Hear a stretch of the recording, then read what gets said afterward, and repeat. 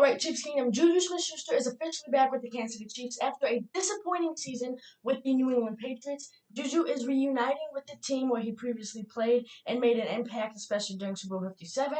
This is exciting. The Chiefs are going to be looking to make a push for this three-peat, and it's going to be interesting now to see the wide receiver room because it's incredibly packed. Here is a quick look for the wide receiver room for the Chiefs. They have Marquise Brown, Rashee Rice, now Juju Smith-Schuster, Justin Watson, Sky Moore, Kadarius Toney, Nico Remigio.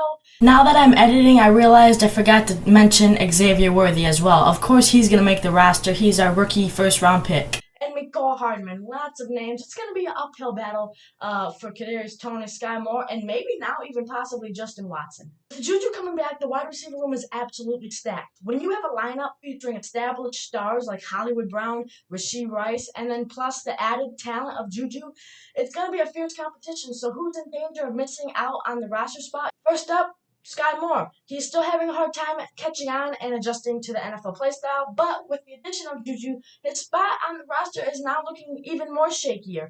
The Chiefs have a lot of talent at the wide receiver room position, and he might be the odd man out. Now, Kadarius Toney is another player who might be in even more trouble now. Toney has dealt with injuries and inconsistencies since joining the Chiefs just a few years ago, and again, with Juju's return, this is even more competitive wide receiver room than it was before.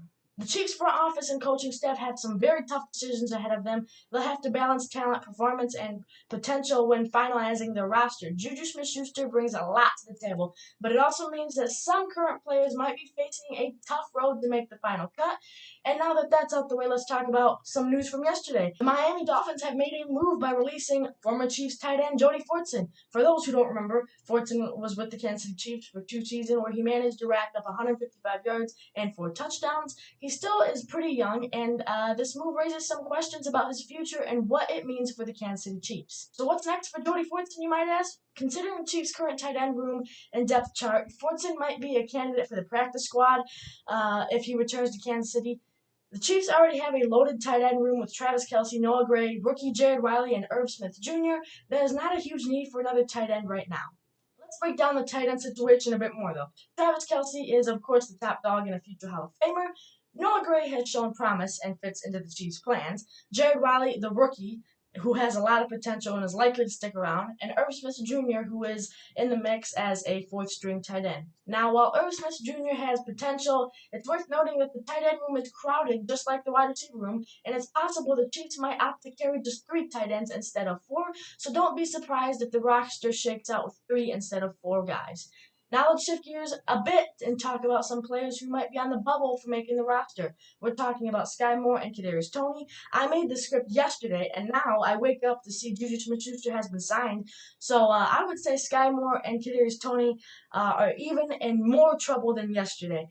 They really have to step up their game big time, and just hope they get lucky with making this roster. So there you have it. Juju Smith-Schuster is signing with the Kansas City Chiefs. Jody Fortson's release and the potential roster decisions ahead for the Chiefs. It's always intriguing to see how these roster moves will play out and which players will make the final cut. Let me know in the comments down below who is going to be in this 53-man roster. How many tight ends are we taking? How many wide receivers are we taking? With that being said, like, share, subscribe. Peace.